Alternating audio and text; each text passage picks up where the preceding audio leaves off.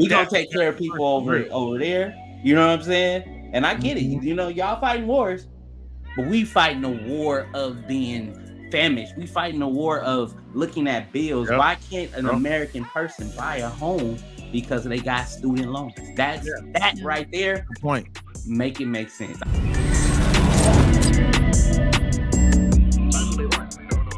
The Biden administration was able to get $74 billion in student loans approved. More. Give me my money. Yeah, Give man. me my money. Give my money. Give my money. So having conversations with different people, the reason why we're like, make it make sense is because there's a few different aspects to this, right? So I think, like, on a personal level, and I'll share a personal story, I've had a student loan forgiven, and it helped me out significantly financially. You know what I mean? But I know there are arguments out there that are against it because it can contribute to the national debt. You know what I'm saying? I'll set it up like that, make that make sense. Let's get that conversation going. Who you want to go first? Who you want to go? Bobby look like she want to go. What if I want to go? I do have over $20,000 in student loans. I am not looking for somebody to flip the bill for my education. I'm okay with paying it. It's cool if that happens. If it does, it doesn't. I mean, I'm not going to be mad, you know, because I signed on the dotted line saying I would pay for this. So the only thing that has helped was when, for sure, we got to go into like that period of not having to pay for anything, especially during COVID. But you could still pay towards your loan, and it went directly to the principal and not to the interest. Oh, that's cool. And stuff, yeah. So I still paid it because it just went to the principal. Yeah. But, okay. Yeah. So my point of view, let me tell you right now, real talk. You know what I'm saying? I personally, I don't have student loans. When I did have student loans, I paid them. I didn't graduate from college, just FYI. However, my wife did graduate several times. We have, you know what I'm saying, student loans. However, I truly believe that, one, education should be free, right? I don't believe I think that's one of the problems in this country that we have. It's like education is extremely put on in front of you, but it's saying like, go ahead, go to school. This is what you should do. But they're not saying go to school and get approved for all these loans where you're going to have to work your job that you go to school for 5 or 7 years just to get out of debt and then make an honest living. So you spend $100,000 in student loans, but you come out of you get a career where you make $60,000 a year. That's crazy. Make it make sense, right? Make that make sense. Hell yeah. The career path has to be worth that amount. You have to look at it. Has to be worth that amount. I get that, but also you got to realize not everybody is skilled in everything. You know what I'm saying? Yeah. Like I'm that one of the reasons why I was not successful in the traditional college academic areas because I learned different. You know what I'm saying? Somebody tell me to do something. You shared that before. Huh? You shared that before. Yeah, I learned different. I'm a visualer. I'm not a person who I can pick up a book, I can read it, I can study it, but when it comes test time, I freeze, right?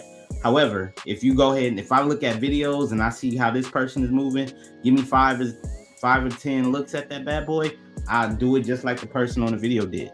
But back to what the $74 billion in student loan forgiveness. If we can bail out Walmart during good point. And we can bail out all these major corporations, right? If we can bail out all these other football teams and basketball teams and all these other things taking advantage of these tax loops, why not we go ahead and take care of the people who got these student loans? Why not? I mean, you bring up a valid point. I didn't even look at that. I looked at it, brother. Yeah, good point. Because when Procter and Gamble got over $30 billion in bailout money, the auto industry back in 2009 era time frame, they got bailed out. Good, excellent point. Excellent. So let's make it make sense. Why are the people who wanted to have a better life and going for education, why aren't they getting bailed out? Good point. I think education should be free, But I'm there with you, man. I'm there with you. Because real talk. Now let's take it a step further. Those in education should also be put on a higher pedestal than we have for sports and entertainment. Oh, I agree with that. Because you have a player who can get an NIL who's in college that gets 100 million. Yet that professor only gets 40, 50, 60, 70 million. That's crazy. Right? When that professor retire, they don't get an NIL deal. They don't get the same amount of money they pay. Mm-hmm. They were paid once they once they finish their career, right? Mm-hmm. What do they get? They get a good 10, maybe 15, 20 years left of their life. Be able to live within their means. Yeah. Social Security monitor what's in your bank account. Yeah, make it make sense. Make that, you know what I'm saying? And these are the changers of the world. Yeah. So you know what I'm saying? If I'm gonna sit on my soapbox, I'm gonna sit on my soapbox and just say it like this. Own it. You know what I'm saying? We got we got it all messed up. PointBlankPeriod.com put a hashtag on it. We got it messed up because of the fact that. Here's where I'm gonna kind of play the devil's advocate for a little bit. I like the idea of what you're saying. I do agree about educators should be definitely on a higher pedestal than like entertainers and stuff. I do agree with you there. I think my only concern is what comes in with free education also comes in a lower quality of education. Sometimes people have a sense of entitlement, and so whenever you get something for free, you're sitting there thinking in your head like, oh, I deserve this. But when you have to pay into something, when you have skin in the game, it's different. Yeah, 100%. That's understandable. That's the reason why this bailout this 74 billion student loan forgiveness is so important because of the fact that these are people who actually done the work. Mm-hmm. They graduated or they went to the class. They racked up the bills. You know what I'm saying? So they know it wasn't free. They knew I had to pay for this. So whether it's a private loan, whether it's a public loan, whether it's a government loan, all of it should be moved. Now, obviously, that shouldn't be the intention going to say, hey, I'm gonna go to school and get these loans forgiveness when I do this. No. But if it's an opportunity that comes down the pipeline, let everybody take advantage of it because of the fact that they did the work. It should be as simple as show me your degree, show me how much you paid, your degree is valid, your debt is forgiven. That's simple. It shouldn't be complicated like, oh, you got to get this receipt and you got to go this and here and this. No. Super. Wait, so you're saying to bail out the people who actually completed school? Because there are people. No, just even anybody? Those who haven't, but they have at least they have the credits. They have they, you know what I'm saying, that they did, but they have to, because life be lifing. Yeah, people go to school and they have to drop out because of the fact that they gotta go to work, or they can't pay for this semester, or they didn't get approved for this loan, or they couldn't take out a second or a third on their mortgage to take care of this. So life be life, right? Lifing, yep. But and this is where some people may agree, but if we can bail out a country, let's bail out our country. Yeah, hey, we gonna take care of people over there. You know what I'm saying? And I get it. Y'all fighting wars, but we fighting a war of being famished. We fighting a war of looking at bills. Yep. Why can't an American person buy a home because they got student loans? That right there. Good point. Make it make sense. I hope Donald. I hope Kamala. I hope Barack, Michelle, Vance, Walt, all y'all, hope y'all listen to what I'm saying. Nah, for real. Because of the fact that real spill, this is what it is. We're gonna be able to say an American dream, make it a reality. Yeah, boom. I'm with that.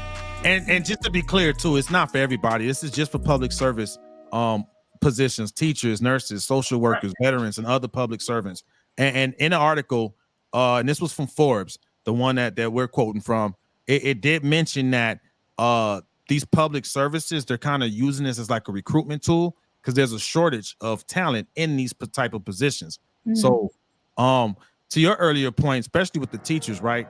It never made sense to me why they get paid so low. You know what I mean? They got to deal with so much. They are the ones that shape the future. Like it never made sense to me why they get paid less than the athletes when they groom the athletes. You know what I mean? Like they give them their basic education. Like you cannot sign off on that contract if you couldn't read it. Right. Yo, how to read. And what's sad is some coaches get paid more than some principals. That's crazy. Yeah, that's I mean, but that just shows here our society where our priorities are. We said that before. You know what I mean? We prioritize entertainment and sports more than we prioritize education. And I mean, it's the proof is in the money, man. Like all the money will be going into education if we honored it the same way we honor entertainment and sports and stuff like that, man. It's weird for us being such an advanced culture and living in the first world. There are other countries who may not look like the United States in some areas. However, they kick our ass in the education system because their families, it's part of their culture. Yeah. You want to be smart. I know. You want to get an education. You know, we talk crap about China, but China is one of them. You read my mind. You read my mind. I was going there, man, because you know they kick our butts when it comes to education and stuff, but it's part of their culture. Ghana, South Africa, Zimbabwe, all of them. Even though, I mean, a lot of the prominent doctors come from over there, India. And Nigeria. And you said Nigeria, and you said something, culture. I remember when I was in church, one of the pastors was talking because he was a visiting pastor from Africa. I forgot which country in Africa though, but he said that when the kid becomes of age, I think 4 or 5, if the kid can't, I mean, they find out what skill set he's already good at there, and then they cultivate it. So if he's good at numbers, he's able to process faster thinking. They focus on him being an engineer, a doctor. But if he can, you know what I'm saying, he can go out and cut corners, run, grab and help with the food and help with the hunting and everything. So that means like, okay, so he's going to be somebody who's going to be well in labor, and they cultivate that gift. You know what I'm saying? So that's one thing. That's one thing those cultures do that America doesn't. You know what I'm saying? And I'm gonna go there real quick. We gonna pivot and we gonna get back. If you're a rapper, I'm talking to you, rappers, okay? If you're really not that good, find something else that you're good at. You feel me? Because of the fact that what you're doing is you're wasting your God-given gift that you have, trying to believe that you're not something. And you're paying these parents. If you see that your kid is only gonna grow to be 5'7", his daddy was 5'7", you 5'2", that means he ain't gonna be a basketball player. Hey man, I'm 5'7", dog. That hurts. I'm 5'7.5". But do you see me out there trying to play for the NBA? No, you don't see that. You feel what I'm saying? No, since we're talking about height, your girl here is 5'10". 5'10". You almost qualify to be in the WNBA. You know what I'm saying? But hey, how's the weather up there? Right, right. But nice and breezy, baby. Nice and breezy. But here's the thing. I say that to say this. And Bobby, you made a point on it earlier when we were talking about it. You know what I'm saying? Career paths and things of that nature. When you go to college, don't go to college because of what your parents want you to be. Go to college for what you're good at, that you can sharpen that skill set. And we all know if you're in school and your teacher is telling you talk too much in class, go into communications. Point blank. Right. You know She's seeing you with your gift is. You know what I'm saying? Exactly. Yeah. If they say you're a joy to be around, go into public service. Because why? That's your calling. Yeah. That's your calling. Hospitality. Exactly. There's a test that you can take. I was talking with a friend of mine. And I take it every year. She was telling me that there's a test that you could take that based off of your personality and character traits and stuff. There's a certain career path you should be in based on who you are. And every time I take that test, it's called, I'm looking at 16 personalities. 16 personalities. I took it when I worked at. Wait, and it tells you what career path you should go down? It tells you, you have to pay of it. You have to pay for the career path part. But the free one that you take, it lets you know where you're dominant in, where you're not dominant. And these questions have nothing to do with the answers nothing to do with what type of personality you are. But when you take it, you find your strong suit. And then I was curious to know what my dominant was. And I went and I paid the extra $30 for it. And I was like, wow, I'm extremely good at what I thought I would be good at. And it was like, you avoid conflict? No, I hate it. I take it head on. And then it was like, it was showing like I should be in communications. Because I'm How about that? but this is something I knew. Why? Because we did music. Right. And music is communication. Yep. Point blank. You know what I mean? So and so there you go. If you wanna make your $74 billion bailout worthwhile, take the 16 personalities test. I like that. Have your kids take it, and you can take it as you mature. Life, certain things in life change. This will be a good reset for everybody coming out of the that's pandemic. good. That's good. The 16 personalities test. I like that. Yeah, that's good. We got some comments from Dr. Poole. He just joined us talking about the teachers, right? He said, not all teachers are good teachers and deserve to be paid extra money. There should be some type of way to show the difference between good teachers and bad teachers if teachers are teaching in a state. Teachers based off of test scores and how the school performs. If the school is performing well, should teachers be paid more versus schools that are like they don't give a damn about their students? You know, I'm not saying that's everywhere, but then there's some students too who don't give a damn about being at school. It sucks. It's a weird. I disagree and then I agree. So here's the thing. Yeah. If, say for instance, what they can do, and I know that a lot of teachers in LA Unified is taking advantage of this. If you go back to school and if you go back to school to get more credentials, more credits, they will pay for you. Not pay you. They will increase your salary, right? Say for instance, you know what I'm saying, if you want to go into being a school principal, the system will suggest you take these courses, right? If you're serious about the job that you do and you want to make a change, money will not hold you back. So you'll find a way to pay the $2,000 or $3,000. Yeah. Because of the fact that you're paying the $2,000 or $3,000, you will not only open up opportunities for your future in education, also open up your pay, increase your pay, and then when programs like these bailouts come about, you'll be able to take advantage of it. No, good point. I like that. Yeah. Because if a teacher don't care, he there just to get a check, he or she ain't gonna go and take the extra steps to get more money because they're there for just a check. It's a good filter. Yeah, shout out Dr. Poole. I feel you. Dr. Poole, he got to your point too. He said if teachers are teaching in a state where the education continues to decline, then they are bad teachers and there's a bad school board. No, I think about that on that too, because of the fact that I live with an educator. My wife is an educator. She's a school counselor, and there are some parents. Remember, the parents that are teaching these kids or raising these kids right now are the parents that came after us, after we graduated from high school. Yeah, those parents were the ones who were smoking crack in junior high. Dang, were they? Yes, they were. Nah, they popping pills, man. That was we were the generation of popping pills. Eminem, D12. Blue and yellow, purple pills. We were in the that's you right. My fault. No, you right. And I say that to say this because our parents were the crack weed babies, right? The free speech, right? And Quaalude, they had Quaalude. Right? You know what I'm saying? Our peers who have kids that are growing up now that have kids, not you know what I'm saying? Like your son, he's just now having a kid, right? He's having one, yeah. Right. You know what I'm saying? So some of the generations that are, let's say Gen Y parents, right? Because I'm a Gen Y parent, but Gen Y goes all the way to 1996 to 2012, right? Okay. So Gen Y parents, we look at the Gen Z parents, huh? Is that Gen Y or Gen Z?